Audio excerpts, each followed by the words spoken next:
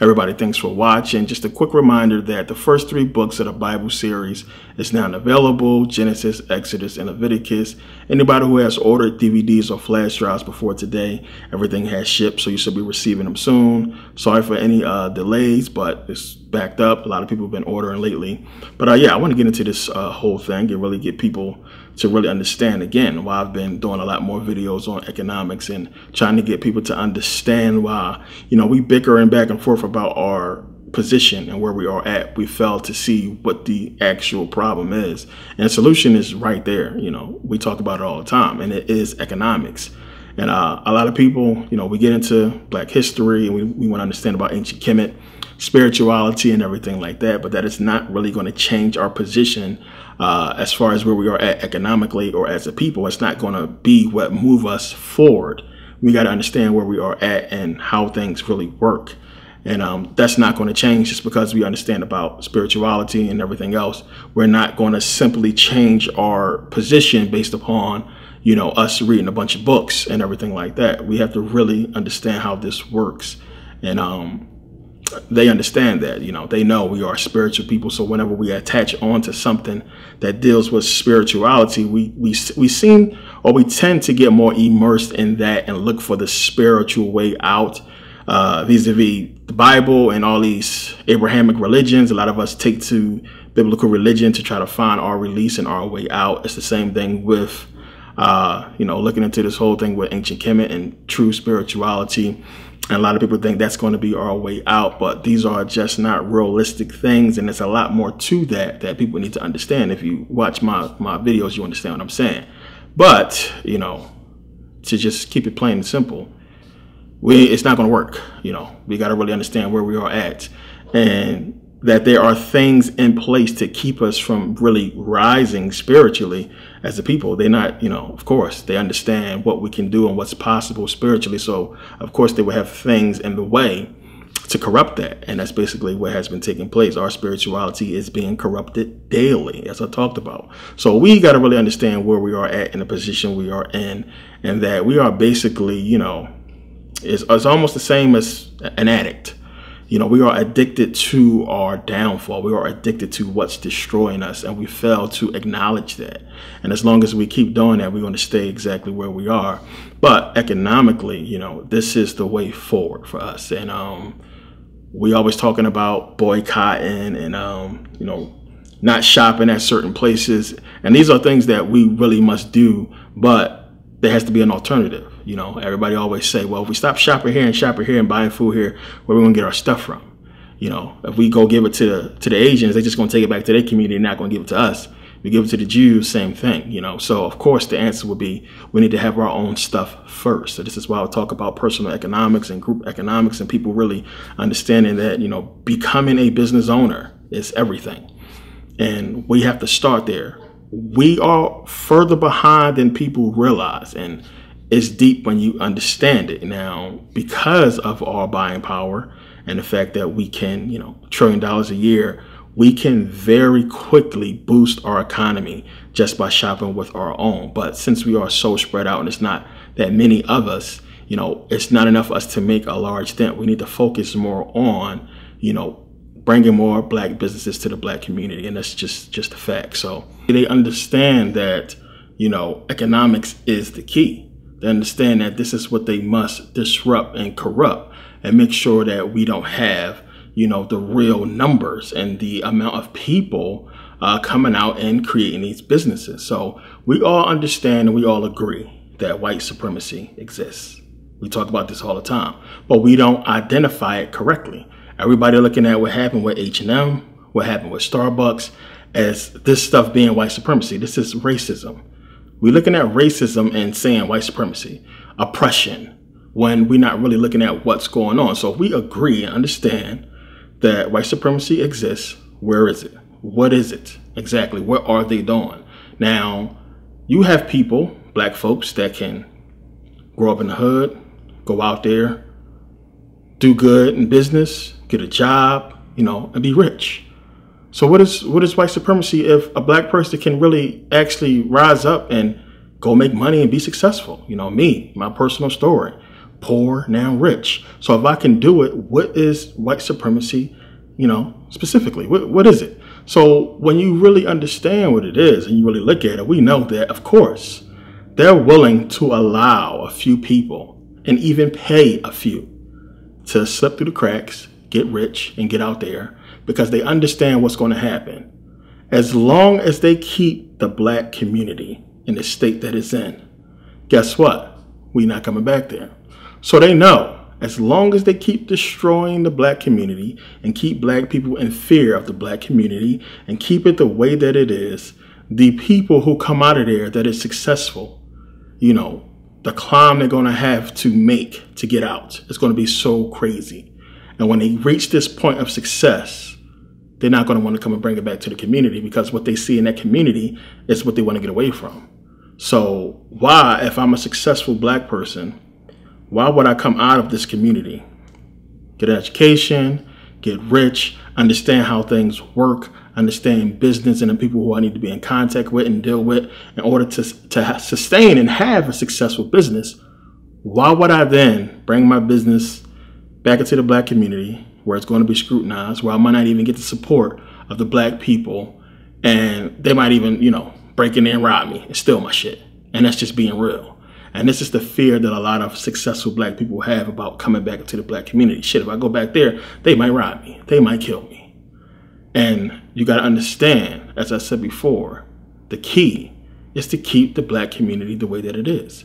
To keep it this violent, keep us in this state and keep us indulging in this hip hop culture that's causing this violence and causing the community to be the way that it is. So as long as they can keep doing that, they understand that we're not going to be breeding many successful black people that's going to actually come back into the black community. When we get out there and we're successful, guess what they're running into? The white folks. That's right there to, coddle them, hold their hands, tell them how good they are, and tell them exactly what they want to hear that they do not hear in the black community. All you get in the black community is hate and people telling you what you can't do. And this is them. This is white supremacy. That's white supremacy. That's them being quiet and controlling the music industry that's controlling our neighborhood and getting us to believe that that's us. That's white supremacy. Plain and simple. That's the real power that they have, the real thing that they are using against us to control our economic condition by our own entertainment. And we rather take our entertainment, what they've given us, the poison, we rather take that and uplift that than to uplift what's going to, help us out of that community, what's going to actually fix the community. And they know that. So when we talk about and when we agree that white supremacy exists, we got to point it out. Everybody just, as I said, they're addicted. It's an addiction. So people don't want to address exactly what it is because we find entertainment in what it is. So when we point it out, what is it? It is the hip hop culture that was given to us. And since we're agreeing that this white supremacy exists, but yet we see that these Jews, these white people own the hip hop, the labels. They own hip hop. They running it. They controlling the whole entertainment industry. Yet we see them give millions of dollars to black people. So if white supremacy exists, what is up with that? Why they making all these black athletes millionaires and entertainers millionaires? Why would they be doing that? If we're sitting up here screaming white supremacy, racism, how is it that you have these people who are, top of business and industry running these empires and corporations, these white folks, how come they giving millions of dollars, hundreds of millions of dollars to all these black folks? What's up with that? Again, we're not looking at it. People are not paying attention because they don't want to pay attention. Plain and simple. So it's not even subtle. When you look at it, you see, okay, yeah, they're giving all these black folks millions and hundreds of millions of dollars. But where is it going? It's not going back into the black community. And that's all they care about. They know when these NBA, NFL, MLB, what have you, all these entertainers, when they sign these contracts, they know because they tell them and they make sure that they are not going back into the black community and giving us shit. Because if that's the case, you got all these people, hundreds of millions, crazy contracts that we hear on ESPN all the time. People signing $200 million, $100 million contracts. All these years that passed, and we haven't seen nothing done major. None of these people have come back into the black community and did anything with all these millions of dollars. And they make sure that that stay that way, plain and simple. So you can see it's part of the trap. It's a part of the oppression, you know. So if that's the case, then now you have to look at these things differently and understand, you know, while certain entertainment is just entertainment, of course, it all has a certain aspect to it that is designed to, you know, to oppress us, to keep us oppressed, whether it be sports or entertainment or what have you. Certain aspects, either it's corporations putting money behind it, or just the fact that you have people who are willing to do whatever it takes to get in these positions of fame and stardom or what have you, and destroy their life or what have you. But black folks, but we can clearly see that when you go and analyze this hip hop culture and hip hop and the fact that they control it, you know, they make sure that we have it. They make sure that we praise it and glorify it every year with awards and everything like that. When we really scrutinize it and really pay attention to it, we can see exactly what it is, and that it's a Trojan horse, and it has been designed to destroy us from within. I don't see how you have so many people who believe that, you know, religion, as big as it is false. That has been tampered with. It has been created to control man. I don't see how so many people can believe that. So many people can look at what happened with Black Wall Street. We see that. What happened with, you know, even 9/11 and everything that's been going on. People can look at all that, but refuse to believe that hip hop was created to destroy the black community. You know, a lot of people are not willing to accept that because they have emotional attachments to songs that's designed to make them feel a certain way, you know, specifically for that reason, for you to hold on to the music and to these artists and believe that they are good. And yeah, for the most part, a lot of them are good. A lot of them have no clue what they're doing. But when you dig into this and understand, nobody being real with themselves can deny the effect that the culture has had on the black community. We can see that clear as day just by us going before the 1970s and looking at the black community. I mean, going back into the 60s and even the 1800s, as I talked about before, when we had at the end, even after slavery, at the end of the 1800s, you have black people just knew what to do, because remember, we've been running master's business for a long time. So they knew about business. We knew how to run things. We knew how to control things, and we flourished in business 1800s, early 1900s, when everybody know what happened with Black Wall Street. So as I talked about before, even in the 50s and 60s, because we could only patronize each other, we can't really go out to white neighborhoods and stores. We did well. We did well. We was patronizing each other, going into black businesses, and we was spending money within our own community, and that money was coming back in the community. Clear black economics that they understood had to be stopped. We have truly forgotten our history and what we've been through as a people and where we come from.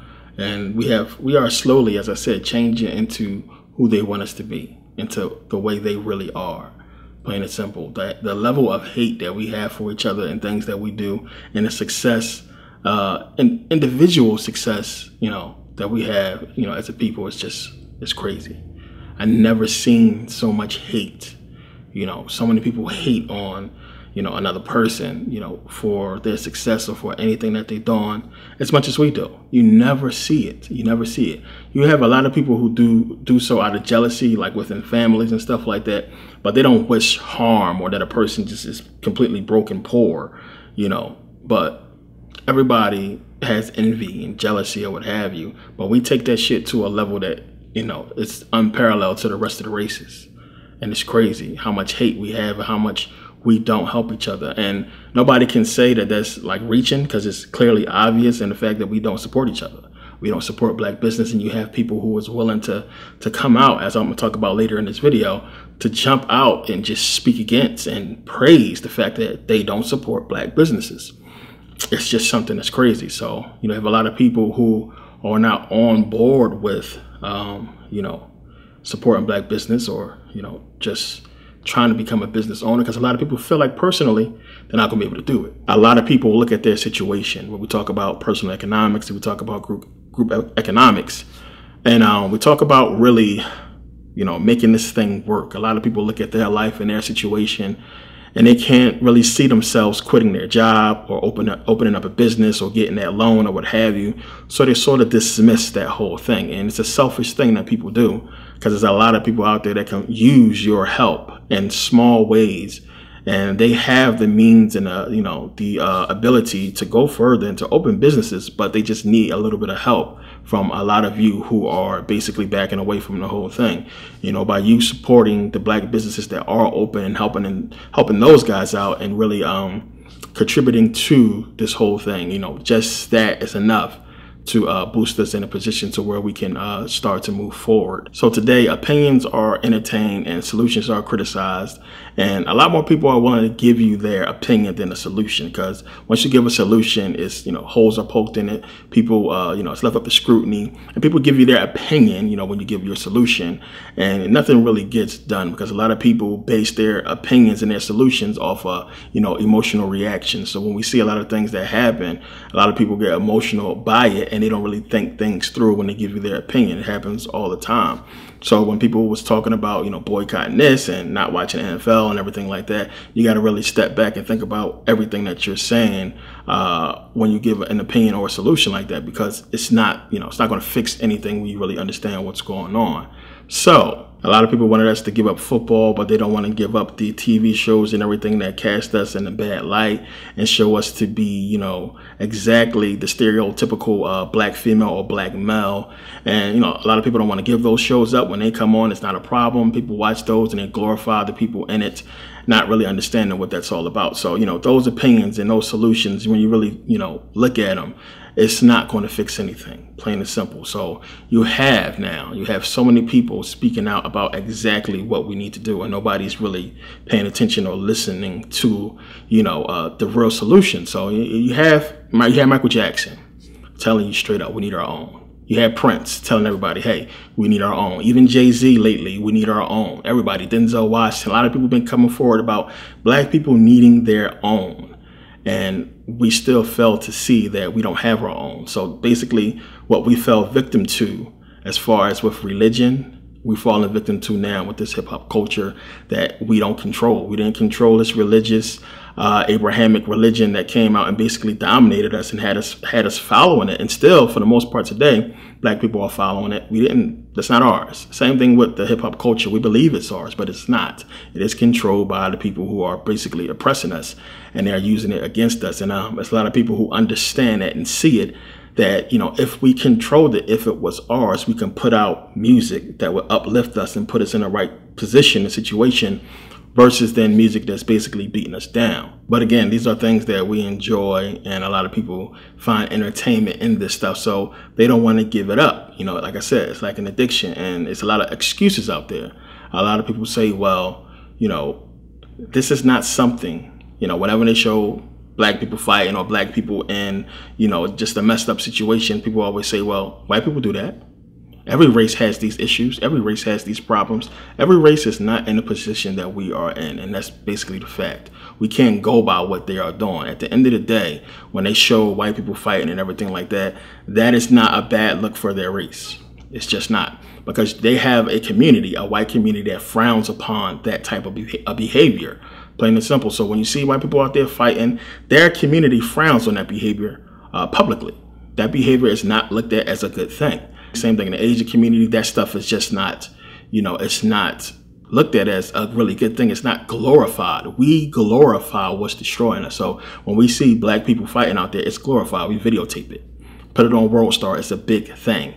And for us as a race, it adds to the stereotype. So it's basically adding to what has been put out about us. And this is done for a reason. Stuff like World Star and these shows and everything that's out there to make us look a certain way are out there for a reason. You find entertainment in it, but it's put there to destroy us and keep that image of us, as a destructive people relevant. And we make it relevant. And it's hard to argue, who we are and what we are really about when this is what we show. So when we say, well, white people act like this, white people, they rap, white people do this, they do that. Their race is not conducive to those things, plain and simple. Their race does not condone those things.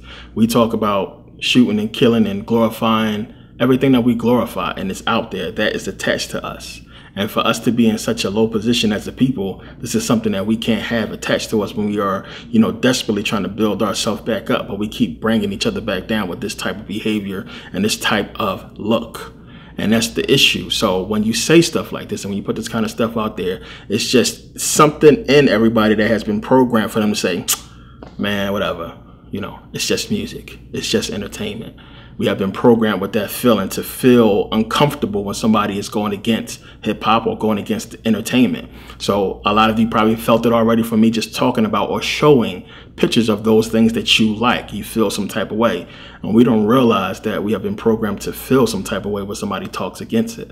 So it's the same thing with religion. When the person is, debating religion or, talking against the Bible, as I talked about before, norepinephrine, that whole hormone that kicks in, and the same hormone that is produced when you're in a fight for your life is produced when you are in an argument with somebody about religion or about who's the best rapper. That same hormone is produced. And as I said, this is why two people can get into an argument about something stupid and somebody end up killing the other person, because they stepped on their sneaker. It's the same hormone that is produced. An argument can turn into a murder real quick, because a hormone is produced that has you, feeling like you're fighting for your life. It's the same thing by simply arguing religion or simply arguing about, hip hop culture and what we should and should not be looking at. So when you understand that and you look at the fact that we have this and it's there and we don't control it. And when we look at what's being put out there, it's like, why are we accepting this? And that's the thing, because it's popularized, because so much money is being put behind it, and it's glorified so much by people that, a lot of black folks look up to. It's the ultimate deception that has been bringing us down for a long time. And we know, it's a lot of these artists that everybody glorify that we shouldn't be glorifying, that it's not a good look for us as a people. And at this point now, black folks is like, so what? A lot of people just don't care. My point in me pointing all this out is to get you to understand what exactly is causing the downfall of us and what's keeping us from moving forward economically. This is one of the major things. So when we look at a lot of these solutions, a lot of people always talk about boycotting, as I said, and us not patronizing a lot of these businesses.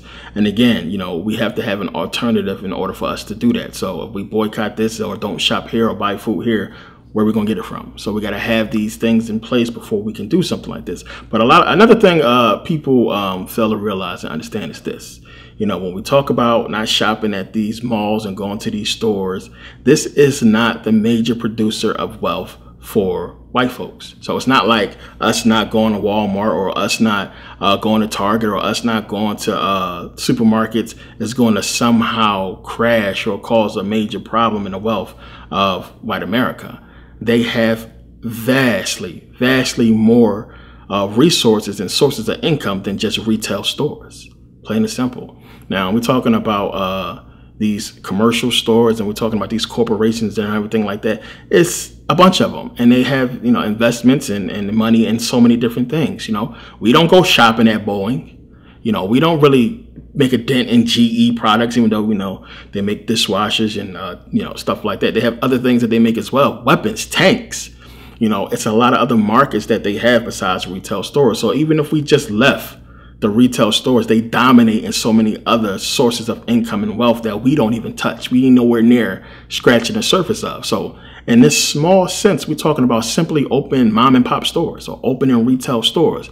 Even that, it would generate wealth, but it's not going to be something that's going to put us in a huge, situation where we have this cluster of corporations that's going to rival all of theirs. So when I say we're so far behind, I don't think y'all realize how far back we are.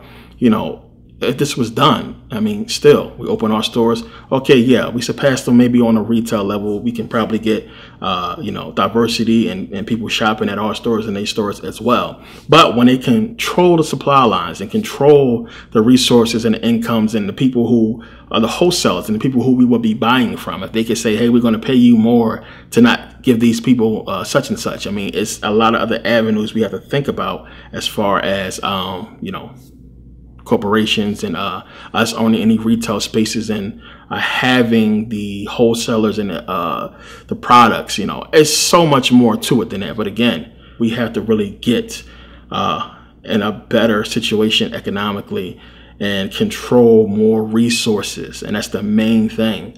than what we do. Now, on a wholesale level, as I talked about in personal economics, that's something we can do. We can open up stores. We can open up restaurants. We can eventually grow and probably come together in some aspects to create large corporations that we could, compete. But we're so far from that, man. We're talking about having a large, I want you to sit back and think of a black corporation that's on the level of a Walmart, or that's on a level of a GE, or on a level of an Apple, or on a level of a HP, or on a level of General Motors or Dodge or Ford, or all these corporations that we know about that have existed for hundreds of years, for decades, and we don't have nothing. So it's a lot of work. So again, the situation is keep them distracted for as long as possible. As long as they are distracted and playing with the ball of yarn, we over here, we can get business done. And that's what's taking place. And it's so crazy, how we look at this stuff and it's official and everything looks amazing when we look at this hip hop industry and they have the Grammy Awards and all this money being put behind this culture, and it's just a distraction. It's bullshit. They don't care how much money they throw at this situation or who these miscellaneous black folks they make rich. They're not worried about that. The whole thing is they're keeping us in one position and keeping us occupied with something that's destroying our community. So the deception, is ongoing, and it's 2018 and we still haven't, really fully let go of biblical religion. And that's the crazy part. Anybody with a brain can go back and look and see what this stuff is, and that it's a falsity, and we still have not, let that go. So that should tell you, you go back to after slavery and, early 1900s, it's nobody that could fathom that we will be even challenging religion the way we do today. And even today in 2018 now, we still haven't fully gotten over it and gotten through it. There's still millions of people, billions of people who choose to believe in a fairy tale despite any proof. So with that much of a stranglehold, for hundreds of years we're talking that you have these people keep this hold over us for so long, and it's still here. So to me, I suggest that the hip hop culture is stronger, and that it's just something that people are not going to let go, because of music having that ability to break through the barriers and to attack you emotionally and make you feel, versus you reading a book. And they understood that. And this is their new Bible, their new indoctrination process. And again, the biblical religion was created to keep us in check and to keep us hoping and waiting for this savior to come while we work and enslave until we die.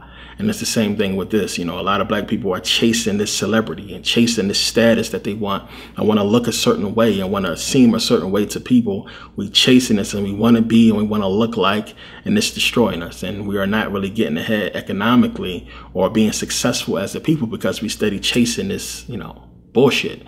People just want to be included and be a part of something that seems fun. And there wouldn't be nothing wrong with that if we were in a position of success as a people. And because we are not, we can't, look at this stuff and say it's not part of the cause when it is. And we're not where we should be. It's like, you got rent due, right? It's coming up. Why are you out spending all your money when rent is due? You can't be out spending all this money when rent is due, in like a week. Where are you going to get the money from, to pay the rent? So, and this is basically what we're doing. We out here and we blowing all this money and we ain't got the rent. We not in a position to be balling and acting like we balling. And when, we got bills to pay. We got stuff that we are behind on. So why are we blowing all this money and doing all this stuff that we shouldn't be doing when we know it's going to come back and bite us in the ass? And it has, and it is, and it continues to. So this is, how we got to look at the whole situation. And we are in denial as to what the problem is. So we look at it. And our biggest problem as a people is our culture, plain and simple. And of course, we have parts of it that they like and parts that people hate. But for the most part, it's what people hate. The entertainment part of it, everybody indulges in and loves or what have you. But our culture is conducive to the entertainment part. So where everybody's listening to the lyrics and what we're talking about, and then we are actually living, what we're speaking about and having our community based off of what we're hearing in this entertainment. Now, this is where the problem is, because when you look at what they can say, we are violent, we sell drugs, kill each other, women disrespect themselves and lazy and just want welfare and everything like that. And this is what everybody's looking at. Forget the music, the entertainment, the beat, you know, concerts and shows and all that type of stuff that goes with the entertainment part of it. The bad part of it, you know, we got this coin, and, you know, it's two sides. You got the good and the bad. We live in both sides of the coin when they only have to live one. And that's basically what it is. So we're basically the entire coin. They only have to deal with one. They get to pick and choose the part that they deal with. And that's where they can separate themselves from the whole situation. So when you have, you know, white folks rapping and white girls twerking and everything like that, they don't have to, you know, deal with the entire coin, just a part of it. So they can take, you know, part of the situation out of it. They can take the good part. They can extract the fun, the entertainment value of our culture and just have that, because their race is not conducive to the entire coin. Their race is not conducive to, you know, what's destroying us. So they can just have the entertainment. They can have that part of it, but we got to deal with the whole thing. And that's the issue. So we're scrutinized because of that, because we choose to deal with the whole side instead of just part of it. So you can go into the white community, you can go into the Asian community. They're not going to be dressed like us. They're not going to sound like us, plain and simple. But when it comes down to the entertainment part of it, guess what? They playing our music. They sounded like us. They talking like us. But their economics is not conducive to our entertainment. You know, their economics is not conducive to, you know, our culture, plain and simple. Whereas our economics, you know, it's conducive to our culture. You know, what we do is conducive to our culture, the way we talk, the way we dress, and what have you. So they get to have all the fun out of the culture, and we get to deal with all the bullshit. And we are criticized and scrutinized because of that, because it seems as if we choose to. But now really what the problem is, we're not seeing it. We're not seeing it that way. We're not seeing it as two sides of the coin. We're seeing it as if this is the way it is. This is the alternative. There is no other alternative. This is all we have. This is what it is. This is what's popping. Everybody likes it, and they enjoying the entertainment part of it. But it's like we taking it a little bit too seriously. You know what I'm saying? And that's how it's looked at. So now, instead of us, you know, really, you know, just taking the entertainment part of it, which is basically what I do for the most part, and as I talk to you guys about, it's entertainment. If you understand that consciously, you see it as that won't be a problem.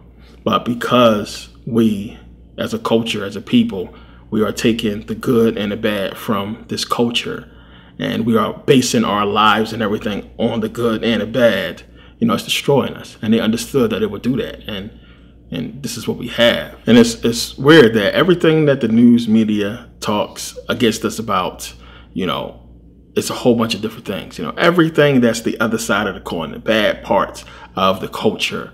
But they never address, you know, the entire thing. They never address hip hop and relate it to, you know, what's really happening in the black community. They don't address the black community as far as economics on its own. It just doesn't happen. They're not coming out and saying, well, the black community don't have this, they don't have that. They're talking about it, as I said before, as a class thing, that we are all in this one group. And we just happen to be at the bottom because we choose to be, you know, not that we are, you know, immersed in a culture and a system that is designed for us to fail. They're not going to ever bring that out. And we're not seeing that. So again, you know, they flipped the whole thing around. They flipped it up. They changed it. You know, we're still enslaved, plain and simple. Still slavery. Now, everybody's slaves right now, basically, when you understand. But they managed to do so, but at the same time, keep us at a lower state than everybody else. So when we look at just, you know, economically, plain and simple, you can't move anywhere if you are not buying and selling. As a people, you just can't do it. We are not buying and selling. We are consumers. We are consuming. We are not selling nothing. We are not putting, you know, something out on the market for other groups to buy from us to bring, you know, wealth, to bring money into our economy. It's just that simple. So when I was talking about in a previous video about, you know, racism and everything like that, not saying to simply just ignore racism. It's not something that we can do, you know, personally, but to ignore it. You know what I'm saying? By ignore it on a point that we're not going to sit there and argue. We're not going to argue about it. You know, you can't sit there and argue with something that's just not going to really go away. You know, you have to work your way around it and pick your battles to understand that we don't have to attack and deal with everything that pops up. It's a distraction. You rather go get money or you rather argue with a racist person. It's like, you know, it's no debate. I want to go get money. So we're not doing that. We're sitting here and we're arguing and we're being distracted by these racist people instead of going out and growing economically. And that's put there to keep us in that position of us constantly being, you know, insecure and sensitive about old things that we know is here, that's going to remain here, you know, for a long time until, you know, we do something about it. Now, I always tell people to kill them with success. And success is what's going to end all that, you know, nonsense. Until we are on a par or at a level successfully, you know, as a people, you know, we're going to forever be put in those stereotypes. I've seen this argument plenty of times and it never goes anywhere to where it's going to benefit either side, you know, plain and simple. To me, at the end of the day, when you're sitting there arguing about race, we know who's winning, plain and simple. You could be right in what you're saying, but at the end of the day, who's really winning? You know, whose race is in that position, you know, of power, who's doing better economically, you know, and it's just, that's basically what it boils down to. And that's how these white folks look at it. You can't argue with me. My people are better than you. And, you know, it's basically how it's going to go. And that's how a lot of people look at it. But we understand everything. Again, we know about our history. We know we've been robbed. We've been deceived. And a lot of us are just trumped up with those feelings and that understanding that we are really the best people here. We are really the ones who should be on top. And we, instead of us rectifying that and fixing that problem, we arguing about it. You know, it's like, okay, well, let's prove it. You know, let's do something about it. We can sit here and talk about who's the best and who stole what. But in this present day and time where we sit right now, how is that going to help us? How is that going to, it's not like they're going to just say, oh, okay, we see what happened. Okay, well, let's reverse the situation then. Let's give you your shit back. It's not going to happen. You know, again, this is chess. And it's not as hard as people think it is to recover from the situation. And a lot of people want to look at it and say, well, they're not going to let us do this. Well, if we start getting money and doing this and that, then they just going to, you know, then it's not, they're just going to be able to flip the script and just go ahead and wipe us out. This is something, because of the position, and I say this before, because of the position they take as them saying, well, it's equal, it's a free country, you can do what you want, you're free to grow, you're free to do this and that. We have the spending power. We have it to grow economically. It's there. You know, it's not as if they're just going to fire all black people from every job or what have you, but we have the buying power. We are in the position to grow economically, which is why they're so desperately fighting us and attacking us and doing so much, because they know as if the tide turns, if we had the businesses, if we had the economics, we was in the right position to have this buying power, this money that we have, you know, go to the black community. Once that happens, you know, we become a rival. And then when you couple in the fact that we always got ideas, you know, we always come up with stuff, you know, there's so many things that's put there to aid to their deception. You know, we have the ideas, we come up with so many good things, and we never get the backing, or we never really get the support and help that we need to make a lot of this stuff come to life. We end up selling a lot of our ideas and watching somebody else, you know, make money off of it. It's a lot of things that we could do as a people coming together that would basically create and generate us, you know, major corporations and companies that could employ and put black people in positions of power for a long time. It's just that simple. But we're a long way from that. We got to first understand and realize what the problem is and work against that instead of, you know, giving money to it. So now, you know, wanted to touch on many people feeling the need to express that they do not support black business, black folks. You know, if you don't support black businesses, then you support white supremacy. It's just that simple. There's no way around that. Our condition, our progression as a people is dependent on our economic situation. And for you as a black person to not support that is supporting white supremacy. Plain and simple. There's no way around that. So why do black folks feel a need to say out loud and to, post that they don't support black business because of an experience that they had? Now, you go into any corporation, any of these major companies, you go into Walmart, you go into Target, you go into Best Buy, they all have what? Customer service. Why? Because when black people say, I don't support black business, they are implying that all black businesses are bad, that every black business fucks up, and that white businesses or Asian businesses are just perfect. They are fine. They never make a mistake. They never have a problem. But when you go into these stores, they have what? A customer service. Why? Because they fuck up, plain and simple, on multiple occasions. And what do black folks do just like everybody else do? They walk their ass in there, they stand in line, and they state their problem once they get up there. Hey, this is broke. This is not right. This is the wrong thing. This is not what I ordered. Respectfully. And then the problem is rectified, and that's the end of it. They don't go in there and say, see, this is why I don't support white businesses. This is why I don't support Asian businesses. They don't go in there cussing out the customer service person or call up the CEO of the company and cuss them out and say, this is why I don't support white business. You go get your ass in line and you stand there and you wait your turn and you respectfully state the problem and it's fixed. But when a black person, a black business has a problem or an issue, most of the time, black folks won't even take the time to express the problem. They would rather take to social media, post a picture, and talk bad about this black business. This is why I don't support black business. When you have corporations and companies that are multi-billion-dollar companies that have all this money and resources behind them, there really shouldn't be a time when they have a problem. But sometimes shit happens. But the company that really shouldn't have anything going wrong with their product or their situation or their transactions, when they have a problem, they don't get cussed out. They don't go into Target, motherfucker this, you scam artist that, bitch ass nigga this. Stand your ass in line and you respectfully state the problem until it's resolved. But when it's a black man or a black woman or a black business, we scam artists, we motherfuckers. We get cussed out.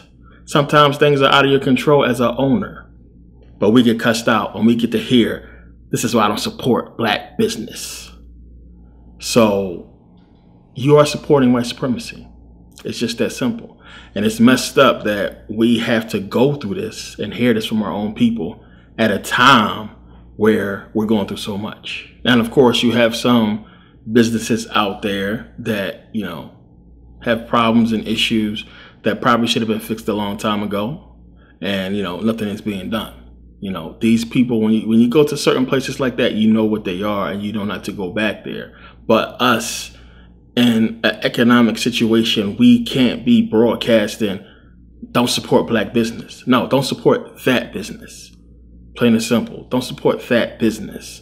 If you go and you have a bad experience at a business, a black business, and it's not rectified, I can understand you saying, I'm not going to support that business. But to say, I'm not going to support, or I don't support, or this is why I don't support black business, it's crazy. And this just goes to show the type of programming that we have in us to hate on our economic situation, the very thing that's going to get us out of the poverty, the situation that we are in, to destroy that, to say you don't support it. It's crazy. Then you support white supremacy. You support the state of the black community today, and you support everything that's wrong with the black community. Plain and simple. Because if you're not supporting black businesses because of one issue or one problem that you had that could be resolved easily, then, this is why we are where we are.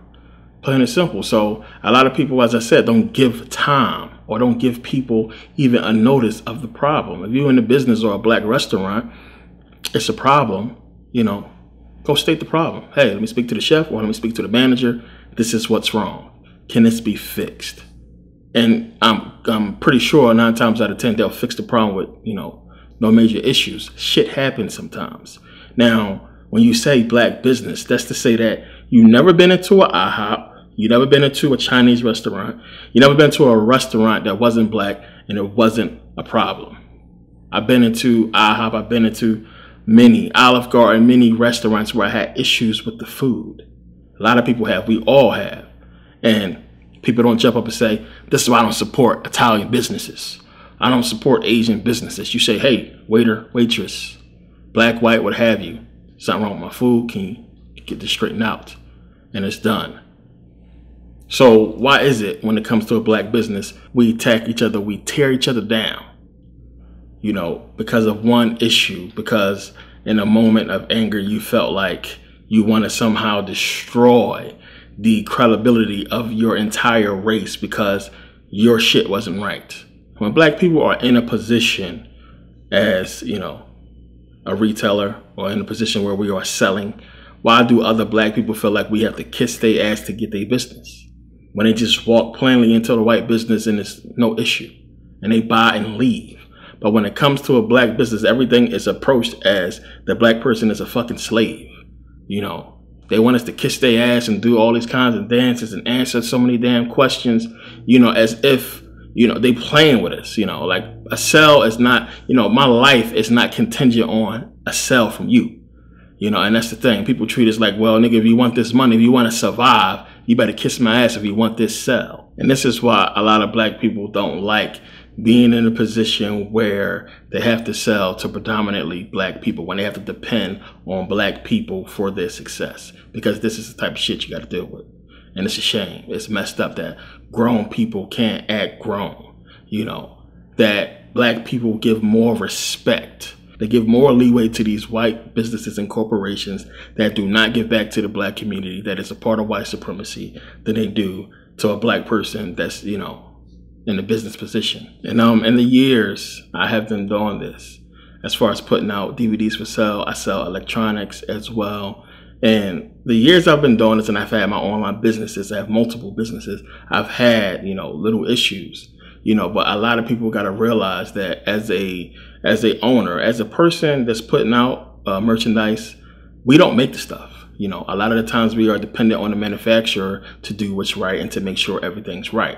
So not, you know, I'm in a unique position because I have customer service for the other online businesses that I handle, because this is like my passion, what I do as far as me putting out the DVDs, the videos, the information. So I handle customer service on my own personally. So if you ever was had a customer service issue and you emailed, that was me.